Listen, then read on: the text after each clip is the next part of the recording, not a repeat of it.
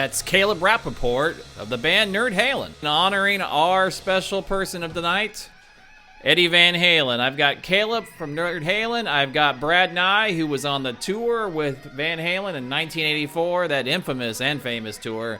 And I've got Andy Aladort back. Andy, who spent an entire day with Eddie at 5150.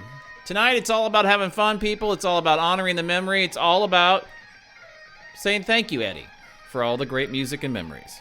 I'm Jamie Green, and this is Trading Fours.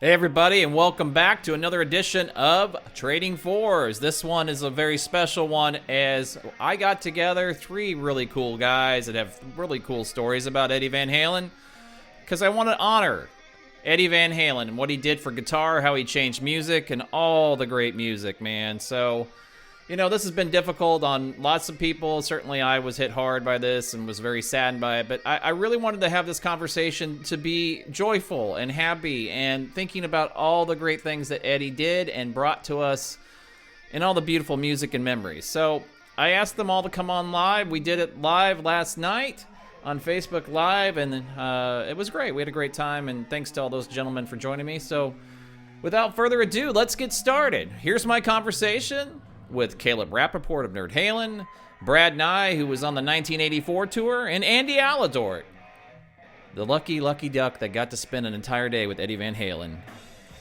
at 5150.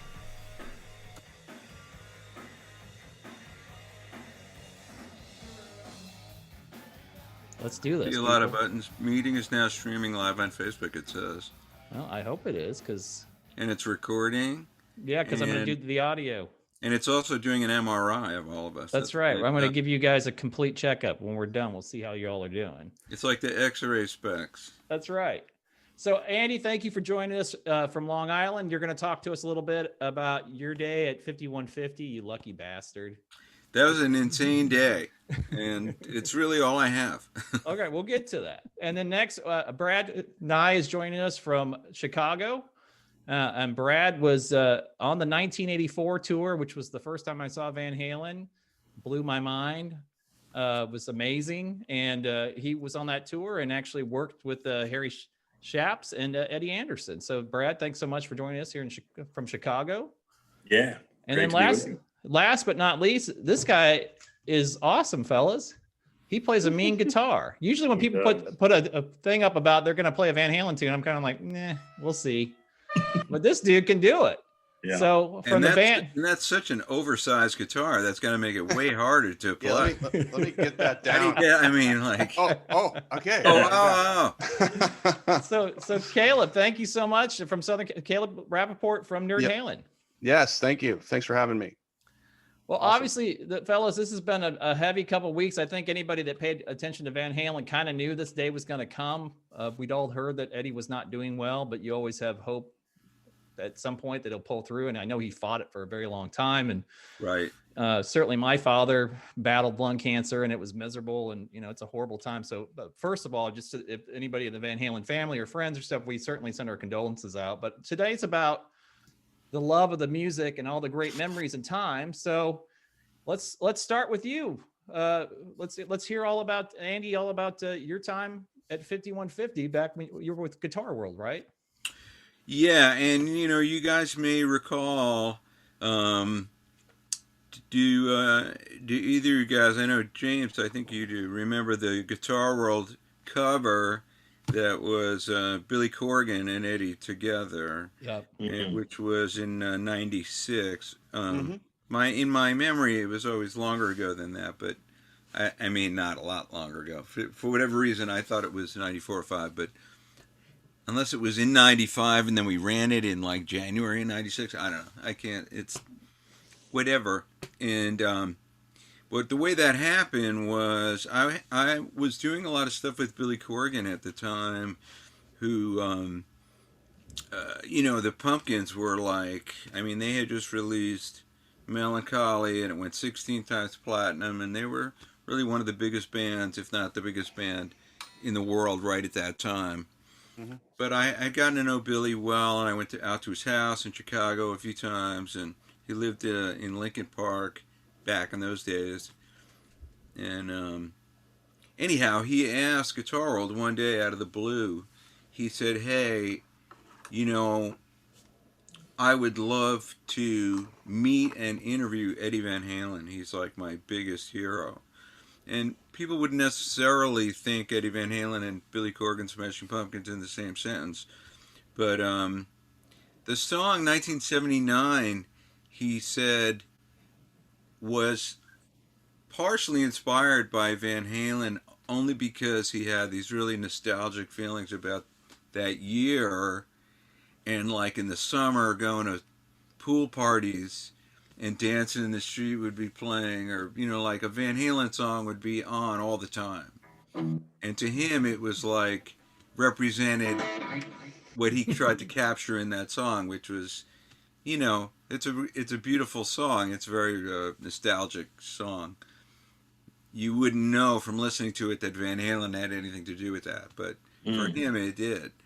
So anyhow, Brad Smolinski was editor-in-chief of Guitar World at the time and had been doing a lot of stuff. Eddie had a close relationship with Guitar World, was always great, and had given us a lot of time. And Matt Bruck, we had, gotten to know Matt Bruck really well. And Matt went from being a tech to becoming Eddie's manager pretty much. I mean, unless I'm wrong about that. That's my understanding of it.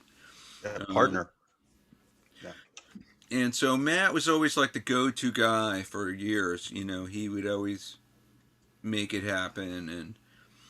And so it turned out Eddie dug Smashing Pumpkins too. He thought they were a great band. He was into having Billy come over. So Guitar World facilitated it. And Brad and I flew out to LA. And the next morning, we all convened at Eddie's house on Coldwater Canyon. Mm-hmm. And, it was kind of a crazy, little bit of an out-of-body thing. I can't remember. I wish I could remember if it was when we first got there or when we left. But I have this vivid memory of Eddie at the end of his driveway, either saying hello or saying goodbye. I can't remember which one it was. But he was very nice. He was really warm. He gave everybody a big hug. And so we were there for hours. I mean, like 4 hours.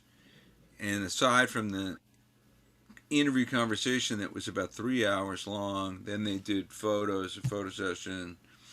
And all of that was at 5150 in the studio. So, we spent time in there, and he showed us the whole complex with the different rooms. And primarily we were in the control room, but we did go in the room, the studio area, so where Eddie had his 412 cabinet. There was tape on the floor for the angle that he always wanted the cabinet to be at. And there was a microphone that was, never moved, right. I guess. And everything was just so. I can tell you that as you walk through, have either of you guys been to 5150, by the way? No, I wouldn't. Okay. Only as a stalker, but yeah, no. All right, You're that guy. I just have to ask, I'm one of thousands. Yes, because maybe you'd know what I meant. That's the only. I know the layout. I know the layout, but I've never been like on the property. But I've I know the whole topography of it and all that. So stalker. They have surveillance. They have surveillance footage of you, but I'm sure. Yeah. Sure they do. Yeah. Facial recognition. Yeah, your drones. But you go in, and then there's Eddie's amp, and if you walk a little further down, it wasn't really like the next room, but it was a bit down where Alex's drums. And I am not joking. You could barely see the drums. There were so many mic stands. Like, it was just this lattice work of... I mean, there were like 80 microphones on his drums. Like, it was kind of ridiculous. You know, there would be like a microphone with a microphone on the Yep. microphone, and then another microphone under Right. that microphone. Chase the And so, tone. so Alex was standing there, and because I'm from New York, you know, that's what I'm going to blame it on. I said, "Got enough mics on your drums?" Get out of here. And he was like, "What do you mean?" And I went, "It's kind of a lot of mics. It's like a lot of mics. That's all I'm saying. No offense. That's a lot of mics." He didn't see the humor in it at all. No, I But don't. but down at the end were the 2-inch tape boxes, and that was crazy to see because it was just like, you know, Walls. oh man, Yeah. like hundreds of boxes of 2-inch tape, you know. So you could only imagine what was on those reels. I mean, it was like had to equate to hundreds of hours of music. And anyhow, so Eddie was, if you know, you can look up the interview if you don't have it, or if you haven't read it, or it's been a lot of years. It's actually pretty easy to find on the internet, and you can read Billy's interview with Eddie. And it was an interesting time for Eddie because he was sober then. I don't know. You guys probably know better than me for how long he'd been sober. Around 95. I don't think it was that long. It's 94, 95. Was when he became sober? Yes. Okay. Um, but he was, you know, I mean, I don't want to feel like I'm telling tales out of school or anything, but I mean, he was sober and he talked about being sober.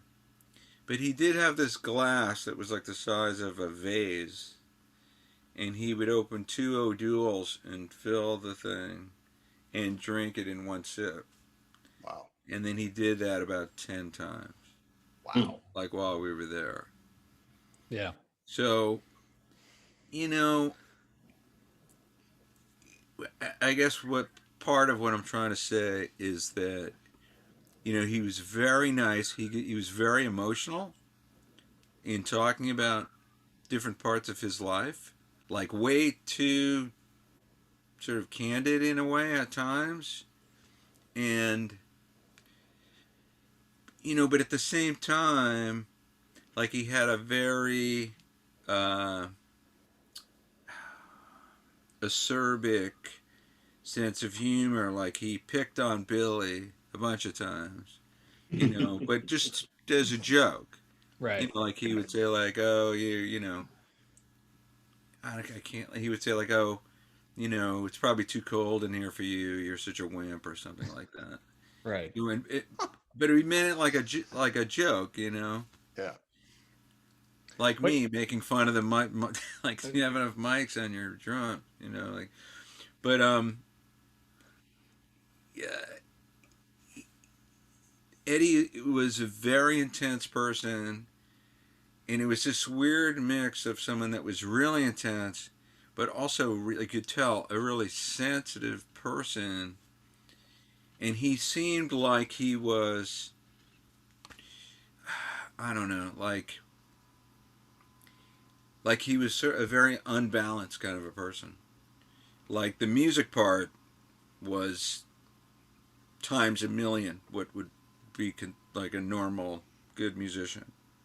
Like he would be sitting in a chair with a solid body guitar not plugged in, noodling, not paying any attention to what he was playing, just talking.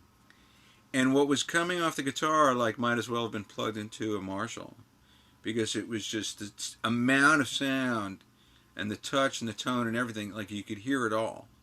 Like it was like him breathing. It was just the only other person I've ever been around where it was like that was Stevie Ray Vaughan, where the amount of sound that would come off a solid body guitar and not plugged in was so loud it was unbelievable.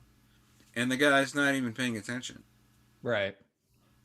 Well, I wanted to have you on anyway because you're it's such a nice guy, and and you've done so much, but 5150 for anybody who picked up I don't even think you have to be a guitar player. I mean, this is like hallowed ground, right? It's like, and you've got Elvis and Graceland, you've got Prince and Paisley Park, and then you've got 50. I mean, that's why Caleb was sneaking on the lot, apparently, because everybody wants to see it. You hear about it. I still have on. For the record, I never snuck on the property. Just want to put that out there. I still have on VHS tape, which of course I haven't had a VHS player in years, so I don't know why I've kept it. But remember when they did the special on MTV, and then they did the two tunes at the end, because you just wanted to see what is it like, what does it look like, what's it in, because it's this fabled ground, and so it's so cool that you got to go and see it. The control room was not very deep in the sense of the board was huge. But like the glass was right there. Under the glass were all his guitars. But it wasn't. I mean, there was like maybe it's hard to remember exactly, but it might have only like 8 feet. It's like 8 feet. Yeah. At the most, I was going to say 6 from the window to the back wall. It's nothing. Yeah. Yeah, it's nothing. It's a very tight little space. He put on. He said, "This is a song." I mean, like, part of Eddie's sense of humor was that he would rag on Sammy like crazy. But it was like needling. Mm-hmm. You know what I mean? Like, it wasn't mean. But it, I guess everybody complains about their singer or something. Oh, yeah. You know what I mean? Lead singer disease, right? That's what they call it. LSD. Well, that's if the guy has an attitude. But he would say, well, in this particular instance, he said, he goes, I have this track. He sounded sort of whatever the word is, exasperated about it. He said, I have this track, and I've been trying to get Sammy to come here and sing on it forever, And then he played it for us, and he literally went like this with the faders on the board. And I'm not. It had to be like 140 decibels or something. Yeah. Like it was not really safe volume level. Yeah. Like it was kind of nuts. Yeah. Like you could tell myself, like everybody was sort of like, maybe I should run. Like this is really, really, really, really, really loud. And Brad's going, yep, because he was on the 1984 tour. I mean, he knows that's the loudest tour in history. So yeah, and but the song was crossing over. Okay. And it didn't have a vocal on it yet, and he wanted to play it for us because he was so into the song, and so I remembered that for a long time. He said the name of the song, he talked about the person that he wrote it about. What the whole thing was about. And so, in the final analysis, my impressions of him, he was very warm, he was very sweet, he was funny, and he was nice. But, you could tell, like, he seemed like, in some ways, I don't want to say something that fans or people might take the wrong way, but he seemed kind of tortured by certain aspects of his life. For example, he said he never went out. He would not go out. And we would say, well, to go down to the bottom of the street, there's Sunset. You could go to the Rainbow, or the Roxy, it's like 5 minutes from his house. And he's like, no, like I could never do that. And I mean, I know he was super, super famous, so it would probably be difficult for him to go out. Right. But, one of the things, just speaking for myself, like over all of these years, I've gotten to know a variety of people who became extremely famous. And everybody's different. It affects them different ways. But, so the other end of the spectrum is somebody like Keith Richards, who lived in New York, and his whole thing was you know, if I make it like it's no big deal for people to see me on the street or in a bar, in a restaurant, or anywhere, then it will stop being a big deal like almost immediately. And it's but that's Keith. That worked for Keith. You know what I Yeah. mean? Yeah. Keith would Well, come out of his building, walk down West Fourth Street, and he'd say hi to the garbage man. You know, hey Keith, what's up? right. And that's how he was able to be happy and live his life. Eddie seemed a little bit like, you know, his fame and success in the life that he was living had him sort of trapped up on that hill, and it didn't seem like he felt he had the freedom to go sort of live in a more normal way, if you know what I mean. Yeah, and you know, it's interesting, and obviously, this is all secondhand, but in some ways, you know, I think coming from another country and having to learn the language, he always seemed like he loved, like you said, he loves to play, he loves to perform and all that stuff. But I don't think he wanted the fame side of it at all. He seemed like he was still that shy kid. Am I reading that right, Brad and Caleb? Yeah, if you read Noel Monk's book, there's a great story in there where it's 1978 and they're in Paris and they're on the Black Sabbath tour, and there's a knock on Noel's door, and it's Eddie, and he's crying, and brings him into the room, and they'd been on the road for a couple of months in Europe, and they were blowing those guys off the stage, and the followings were picking up in Europe big time, Right. and the record was selling back home, and Noel describes it as he had a complete nervous breakdown about the impending fame that was coming, the superstardom that he felt that was coming upon him, and he wanted to quit. He wanted to go home. He wanted it to stop. He wanted literally to quit everything that night. Wow. And Noel says he laid it out for him, like in certain terms, like, do you want your parents to have a new house? You know, do you want your dad to have a boat? Because they'd been talking about stuff like that. Do you want the things that you want, that I know you want? And he looked at him and he said, because you're that close. It's around the corner. You're there. It's happening. Do you want those things for your life? And it was a way that he kind of accepted that, was that, like, you are so close to getting to the top of the mountain. You know, how could you stop now? Right. But it had a lot to do with Dave, because he knew he was going to be stuck to Dave for a long time. And Yeah. I don't think he wanted that, you know. Well, I could tell you Dave made him feel like Well- he was just the help. well, I could tell you what he's, So- you know, I mean, this was in 96, so Dave had been gone for 10 years. Mm-hmm.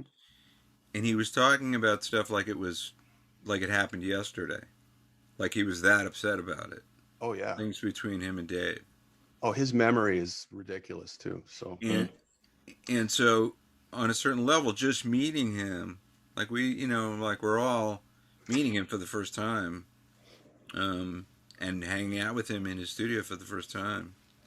And he's telling stories about specific things Dave said to him, like on a given night 10 years ago, mm-hmm. that he's still so upset about. And I mean, he has every right. These are his feelings. But at the same time, I'm thinking, like, dude, you know, this is 10 years ago. You know, like, it doesn't matter. You know, like, you went your way. Dave went his way. You know, like, you're adults. Like, you know, okay. Like, he may have said some fucked up things to you 10 years ago. That's 10 years ago.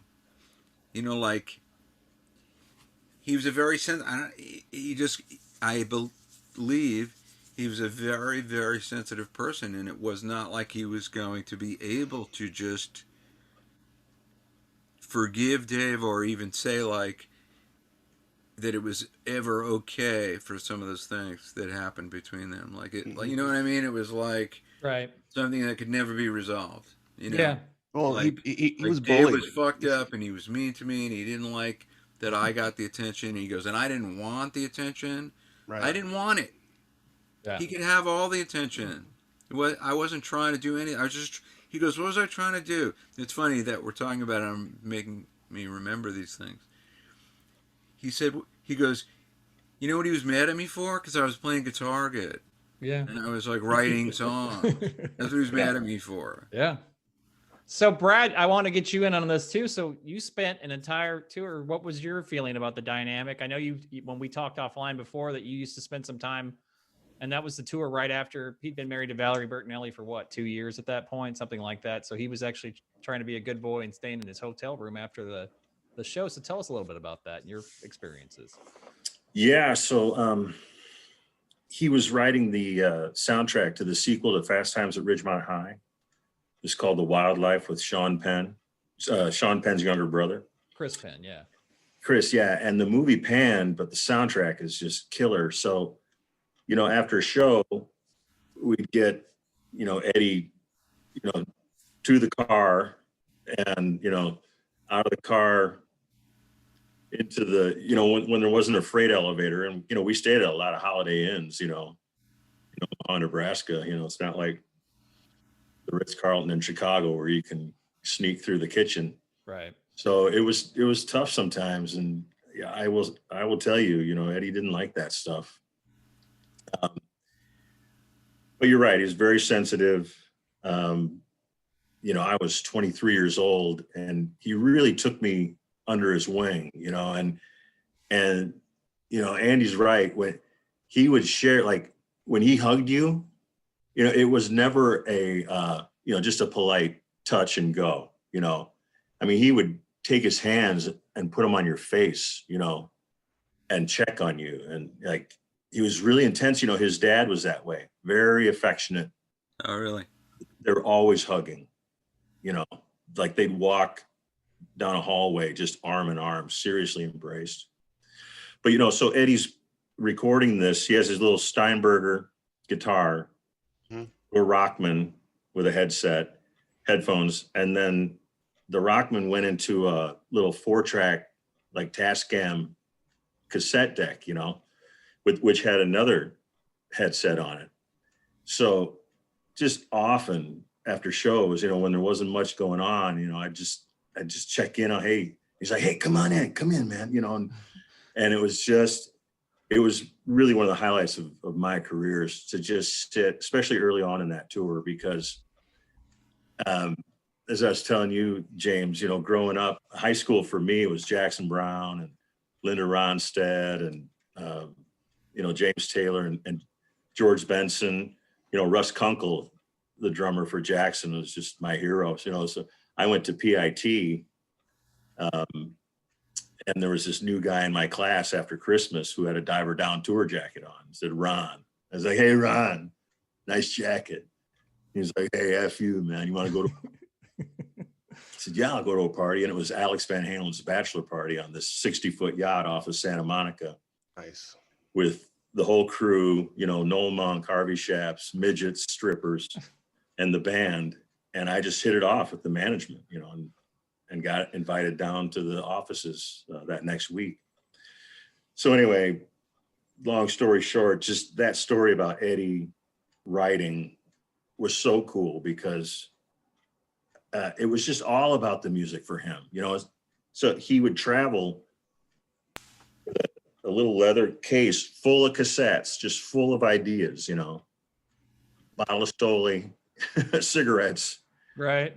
an occasional Whopper, and which I would get him, or, you know, whatever. And just to watch him perform. And you're right, Andy, you know, I'll never forget early on in the tour, and somebody else was in the hotel room and I had the headset on. So I'm still listening to him. He's talking to this other guy about how you take a leak on the space shuttle. And riffing, he's what he's doing, what I'm listening to. And he's talking about something, you know, it was just unbelievable. I mean, I became a fan, well, I mean, the US Festival was my first gig with them. And Wow. I was a drummer. So I was standing behind Alex, you know, at the US Festival. It was amazing. unbelievable. So I got tons of stories. That's like the Halcyon 300,000 people. Is that the one, Brad, where they pretended that they had jumped into the stadium? They had parachuters dressed as Van Halen, and then they came on. Is that the same one? That was in 1978 when they Okay. played Anaheim Stadium and they opened for Boston, and actually Sammy Hagar opened for them. Right. But yeah, they had some stunt guys jump out and then jump in a van, and they were in the van already. Yeah, so, to run out of the van. Yeah. So. God, I miss rock and roll. Do you guys not? I mean, rock and roll shows, Yeah, man. but Eddie talked about how much he hated every aspect of that because it was fake. I mean, I liked, I remember it might have been his first or his second guitar player interview, and like at least this is the way it is in my memory. One of the first things he said is, "Well, they made me lie about my age. Mm-hmm. This is my real age." Like it's Yeah. like, I was born in 54, like I wasn't born in 57, I'm 3 years older than they want everybody to believe because they wanted me to be 21. And it was just sort of funny. It was like right away. It was like, but the hug thing, there, I think, whatever this is, not that you could put it into words, but like whatever it was that made him play the way he played, or made music as important to him as it was, or made the instrument, allow him to speak and communicate in a way that he wasn't, in any other way. Yeah. Steve Ray Vaughan, it was the same thing. Very sensitive person who had trouble finding the right words for things. So it was the natural thing for him to do, to channel everything into the guitar, because then he could talk to the world through his guitar, and he did. Absolutely. And that's why we're here right now. But there was no bullshit with Stevie ever, and it seemed like Eddie was similar in that way. Like when totally agree. Talked, I spent a bunch of time with Stevie, so I have I could have more experiences to draw on from that. But when Stevie would talk to you, it was like he would look at you like when he was being serious. I mean, he had no tolerance for bullshit of any kind, like none. Like it would be like almost an affront to mankind, to be a false person in any sort of a way. Yeah. And when he hugged you, like he would crush your spine, like it wasn't like he would just come over and like give you a hug. Yeah. When Stevie hugged you, like he would squeeze all the wind out of you. Like I have on a recording where I go to say goodbye to him and the tape's still rolling, and I'm in the middle of a sentence when he hugged me. And that's great. And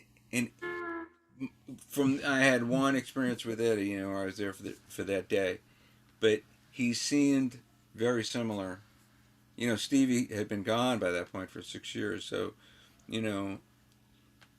Eddie seemed to be similar in that way, in that it was almost like, not only would he not want to pretend or be a bullshit person, but that he was like sort of unable to do it, like right. Well, I want to make sure we get Caleb in here too, because Caleb, thanks so much. Usually Twitter kind of annoys me, but I loved that somebody said, "Oh, that must have been the highlight of your life when you sat, at the Met with the Frankenstein." You're like, "Oh, this," and then you had a picture of you and Ed. So let's hear about your experiences with Ed, man. Well, it started when I was very young. I was 13 years old, and I was getting into rock and roll. Probably the fall of '82. I was hardcore into the Rolling Stones because they'd had that big tour in '81, and we saw the pay-per-view at the end of the tour, and I just would watch it endlessly over and over again. I thought Mick Jagger was the most dynamic performer I'd ever seen at that point. And then the Who, the next year, I went to that show. I ditched school as a 13-year-old with some friends in my 7th grade class. We went to the LA Coliseum, general admission, and didn't tell my parents until like it was the afternoon. And I said, Mom, I'm at the show here. I'm going in. Don't come down here until I call you at 11 o'clock or whatever. And That's about right. Yeah. I don't care how much in trouble I am. And I saw the Who play with the Clash. Changed my life. I knew I wanted to play an instrument. So I got an acoustic guitar, took some lessons, lost interest, couldn't break through the barrier of that. There's an atmosphere you have to break through with an acoustic, and I just wasn't feeling it. And then, so that was November of 82. And then around March of 83, I was getting into Van Halen. The Diver Down record was big, and Little Guitars and Pretty Woman were big songs. And I traded a Kinks record for the first 2 records with a friend. He had these old versions of like just warped and scratched versions of Van Halen 1 and 2. And I listened to them, and I really wasn't catching what was going on, what he was doing. I knew people considered him the best, but I didn't really know why. And, in Southern California, my dad was a screenwriter, and we had some friends in the business, and we had a good friend who was the assistant director on One Day at a Time. And we would go to the tapings. And so this one taping in March of 83 was the final episode of the season, and they call it a wrap party. And we went to go sit in the studio audience, and I got bored real fast, and I got up and took a walk, and I ended up walking around to the back of the set, and I saw the kid on the show, Glenn Scarpelli, back there, and he saw me and was like, "Oh my God, a kid," because he was around adults all day. Yep. And I mean, I'm paraphrasing, but I wrote this. This is the thing I wrote like a few days after Ed passed, about how it all started for me, and I'll share it with you guys later. And if you guys want to read it, it's on the Nerd Halen Facebook page. But I went in there to their green room, which was behind the set, and I saw all the directors' chairs with all the actors' names on them. And then I saw the name Eddie on a chair that was written in tape. And I said, "Is he going to be here?" And Glenn said, "Who, Eddie? Yeah, you want to meet him?" And lo and behold, Alex and Eddie, and I think Alex's fiance, maybe the one from the boat, walk in and sit down right there with me. And I was just a kid back there. I was the only person from the front of the house to come back, and sitting with the Van Halens and the actors on the show while they're doing the show. And it's like a 3-hour taping. It takes them forever to shoot a 22-minute episode, but the whole night went on, and all I did was ask, dumb questions and good questions. And, I'm 13, and the whole time, all I noticed was how Eddie was so engaged with me, and made me feel like a person that he was interested in. He would ask me like where I was from, what part of town, do I play sports, where I went to school, what do I want to do when I grow up, am I into music, what kind of music, all that stuff was coming at me, from him. And Alex was there telling dirty jokes to a 13-year-old, which was that funny seems too, about so. right. And Yeah. It became like the most, memorable night of my life, because when you meet someone like that, and they look you in the eye when you're talking to them, and they shake your hand with a grip, like I'll never forget meeting him and shaking his hand, and he's looking into my eye. That's what I noticed right away. And it was kind of like Joe DiMaggio. Joe DiMaggio never took a night off. And he famously said, like, I know, because if I take a night off, there's a kid out there who wanted to see me. Right.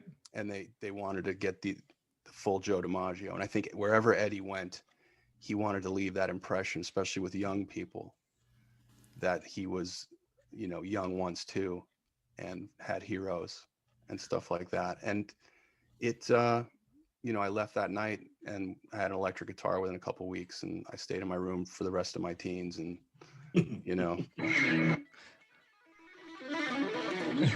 all of it. So it all just happened, and I started my chase of Eddie Van Halen that night, and would meet him again a few times along the road, and you know, have closure and all that stuff, because I was literally like obsessed after that moment, because Right. I went home and I listened to those records. So for people that are watching or listening to this, so Caleb has a band called Nerd Halen out of California, which it's spectacular. Thank you. You guys are great. I mean, it's hard to pull that off, and you guys do it with some whimsy. You do it with both whimsy and you also kick ass. So that's a great combination. Well, that was the plan. I knew I wasn't going to be able to, you know, put on the wig and the tights and no. and do the Eddie. It would have been like Howard Stern. I'm 6'4", so it would have looked very awkward. So I had to come up with a gimmick, and the gimmick I wanted to come up with was I wanted to lower the expectation of the music by having us look a certain way. So the Nerd Halen thing evolved. You know, there's some other bands that dress like nerds and play music, and that's fine. And I'm not trying to lift their idea, because I don't think it's their idea. I think they lifted it from the, you know, Revenge of the Nerds, where there's a band at the end. So right. But so did he know, Caleb, that you guys were doing this? Was he aware of you guys? Oh yeah. In fact, I was able to tell Alex about it. So and he loved the idea himself. So yeah, I wanted to completely lower the expectation, and then the music would be spot on. And that's, you know, that's kind of where I think we're going and where we're at, you know, especially with how my playing's evolved. And you know, I always wanted to copy his feel. I never wanted to note the note for note. You know, I wanted to get that feel that he had. And you know, the idea came, and I finally put the band together, and you know, I started selling t-shirts before there was even a band. It was just me, but I started just pushing this idea uphill, and it started to catch fire. And, you know, I was able to land a celebrity singer in Hal Sparks, and he plays the perfect part. It's almost like he's Waldo grown up. Yeah. From the Hot for Teacher video. It's kind of where we kind of created the theme, and I'm having a blast. And, you know, even I was able to get, you know, an artist relationship with EVH Gear at the beginning of the year. And for me, that's like the greatest thing that's ever happened in my musical life, because I feel like I finally caught him at that moment. You know what I mean? Like I finally caught him. And I know that for a fact that he knew about the project and thought it was a good idea. And obviously Matt Bruck knew about it. Matt's, you know, had a lot to do with me coming aboard with EVH, and it's an honor. It's an honor to be involved. I'm the only tribute artist of the artist, you know, roster. There's only one tribute artist in that roster. So that's cool. And there's a lot of great Van Halen tributes. Yeah, there is. You know, a lot of great players, a lot of good people doing this, and so for me, it's you know, and we were on such a nice little trajectory there until the madness, and so yeah, COVID's been terrible. Yeah, but for me, it took a long time for me to get to this point, because music never really worked out for me after all those years. It just kind of was like I became an actor and tried that, and did, you know, odd jobs, a lot of fail, and finally was able to come up with something that I could, you know, put my own passion into, which is the secret, by the way, out there. Yeah. Do what you really love doing, because nobody else is going to do that harder than you. Yeah. And that's the truth. You know what I mean? So yeah. So two quick things on that. Well, first, if you hate any of the guitarists they send you, Caleb, shoot them over my way. Oh yeah, they've only sent me one, well, and okay. And it's fantastic. These Pretty good. These I'm all for recycling. Replicas are fantastic. I was afraid it was going to not be that good, and because then I would have to play a guitar that I wasn't fond of, because I have other guitars that I've built that are incredible. But this thing that they put out this year, and I almost think it's like a gift from Eddie. Everybody who's touched this guitar feels something very special in the neck, and just the way it feels. And obviously, when you look down at this and see what you're playing, you feel like you're playing the one. Right. And there's a psychological thing that goes into that. So that's cool. Well, I hate to say this, but I have to go. No, I appreciate. I know you're on the East Coast, and it's really great to meet all you guys, and it's been a lot of fun to talk. And so, you know, Eddie's been a wonderfully inspirational person for so many people over so many generations. He's going to continue to be. He was only about 2 years older than me, like not even like a full 2 years older than me, so we were real close in age. And, so I feel lucky that I got to meet him and spend some time with him,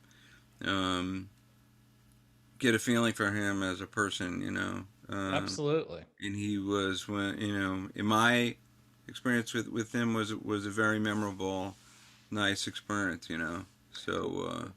So I'm sorry I have to go. No, it's late, and Andy, thanks so much for doing it. And I'm you've been on my podcast twice, Andy. So you want barbecue sauce from Kansas City? I do. You want anything? You I let me know. I'll hook you up. I do too. I have to come on again for that, or No, we'll send you barbecue sauce. I got a lot of free Andy. time in 2020. Thanks so much, Thanks. Andy. Have a great night. Yes. All right. Okay, see you So later. as Thank you, everybody. if he drops off, I just wanted to say real quick before we go, because I'm sure we could sit and talk hours. But one of the things there's two things I think about Van Halen that I think all of us will get, but some people, they were so much fun, man. You'd go to a Van Halen concert and you could not have a great time. It was fun, and there's so much there's so many acts they take it too seriously and stuff. they all do. By the way, Yeah. every act takes themselves seriously, and Van Yeah. Halen was the only one that appeared like they didn't take it seriously. They took it seriously. Yeah, the music. The appearance Yeah. was, this is fun. We're having fun. We're forgetting the fucking words. Like it's a good time, and that's something they brought to rock and roll that nobody else did. And that was their, aside from the sounds and the music and the melodies and all the things that we are still timeless today, that music is still as new to the ear as it is the day it was released. And that's why it's so special. It's almost like Beethoven and Mozart kind of a feeling. You're listening to music that's hundreds of years old in that case. So Same Brad, thing with Van Halen. Go ahead. right. I was just gonna say, well, Brad, you can't probably tell any X-rated stories. We want to be, kind Oh, of. I want to hear all about 1984. So just tell us, just give us an idea how crazy. Just give me like one, so nobody sues me. Not that bad, but just like give me a little flavor. What was it like? Well, just real quick about the music, no matter how tired I was, or anybody, the whole crew or the band, or wasted, or just exhausted, or, just when those 16 spotlights hit Eddie for Unchained, for that, Mhm. it was go time. it was just, and Yeah. and then Dave does the splits. There you go. It was, I just got a rush right now, Right. So you're right. And every time I hear that song at a sporting event or something, I stand up and just salute, Right. For me, I love. Oh, you must have a D-tuna on your guitar. You just went down to. Yeah. That's all we can play, folks. Yeah. Okay. So We get here's flagged. here's the first moment out of the cars, arriving in Jacksonville for the first show of the 1984 tour. And there's drinks, at the airport, on the plane, in the limo, pulling up to this, I think it was a Hilton on the river there in Jacksonville. And we pull up, and I look over the window by the front door, and there's two young bellhops with their luggage carts, Mhm. like excited to greet us, with some management there. And Alex is on a roll, and we all get out, and Dave's, being Dave. Alex grabs one of these young bellhops, pulls out some duct tapes him to his luggage cart, pulls out some lighter fluid, squirts it on his shoes, lights his shoes on fire, takes a couple $100 bills, put it in the kid's mouth, to a fountain. He rolled him into a fountain. What's that? He rolled him into a fountain. Rolled him into the fountain. And of course, for the next, 14 months, I followed these guys and put out these fires, right? Pulled the kid out Wow. of the fountain, and he was just laughing. You know, it was just the thrill of his life. And nobody had cell phones back then. No, you could get away with a lot more back then. Yeah. So that's how it began, you know. Wow. That's how it started.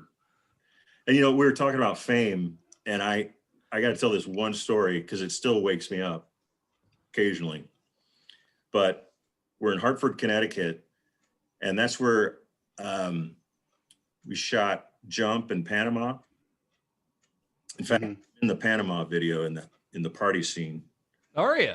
where everybody raises a cup back there.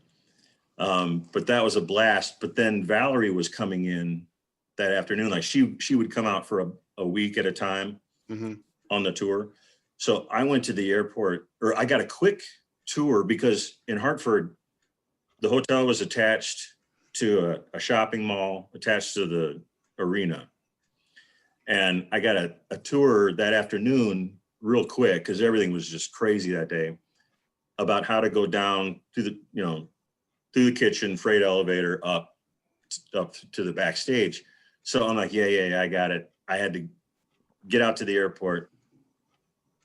For some reason, Harvey wanted me to go with the car to get Valerie, or Eddie might have.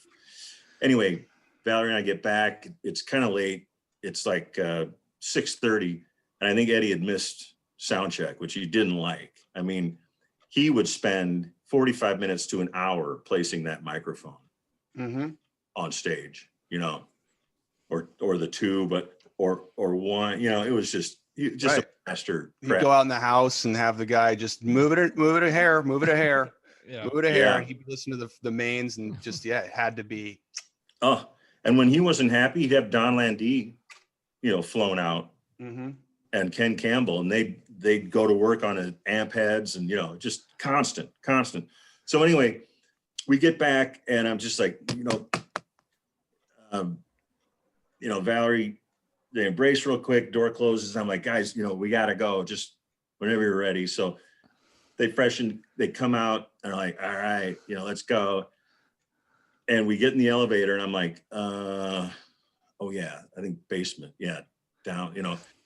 Anyway, we get out kind of through there's like uniforms for staff in the halls of this hotel. And we come up to these brown doors, and I'm like, yeah, I think these look familiar.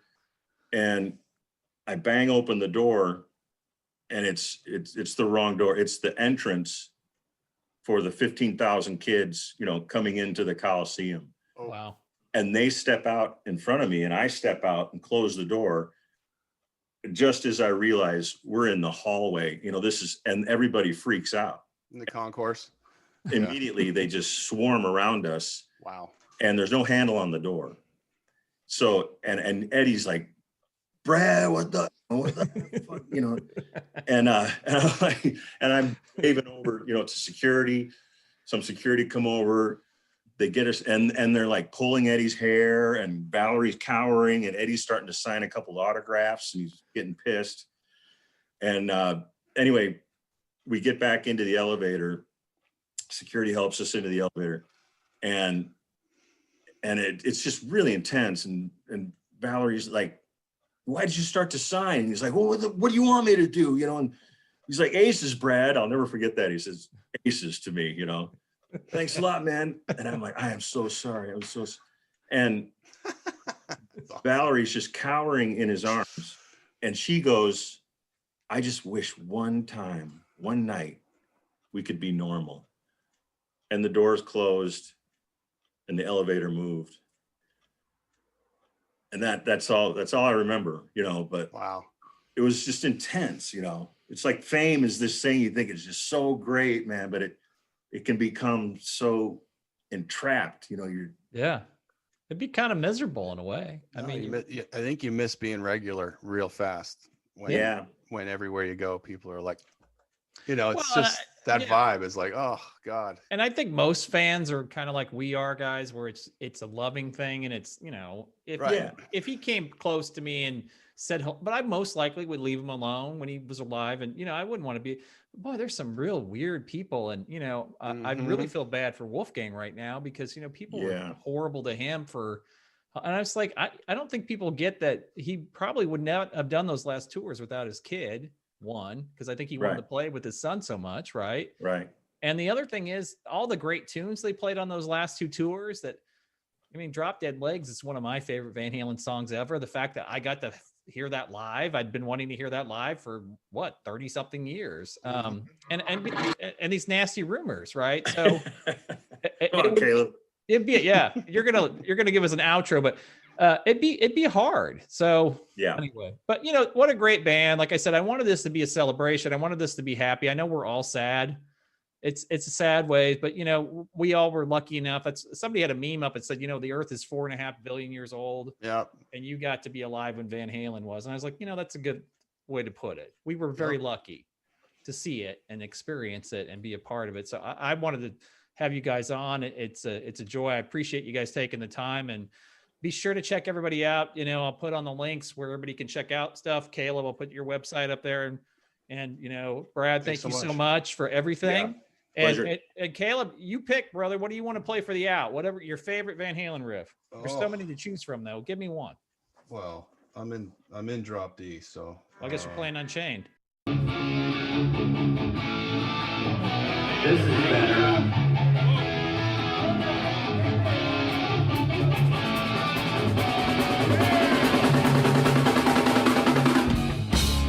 All right, that was so much fun. Thanks so much. Caleb Rappaport with Nerd Halen, which you're listening to right now. That's them playing live. Aren't they fabulous?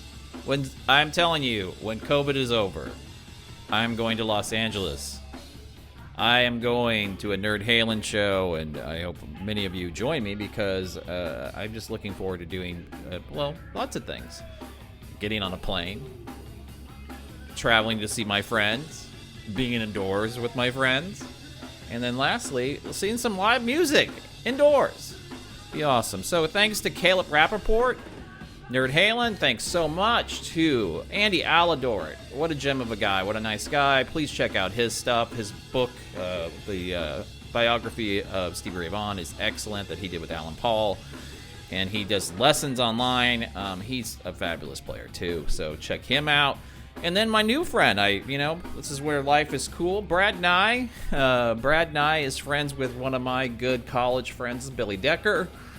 And Brad came in on the 11th hour to add to it. And what great stories to add, man, being the fact that he was on the infamous 1984 tour of Van Halen and at the US Festival. Those are memories that are going to last a lifetime. So thanks so much to Brad, too. Check out all those links in the show notes. Support these people. Let them know how much you enjoyed them taking the time to talk to me. Give them a little love if you can. That would be great. So that's going to do it for this episode of Trading Fours.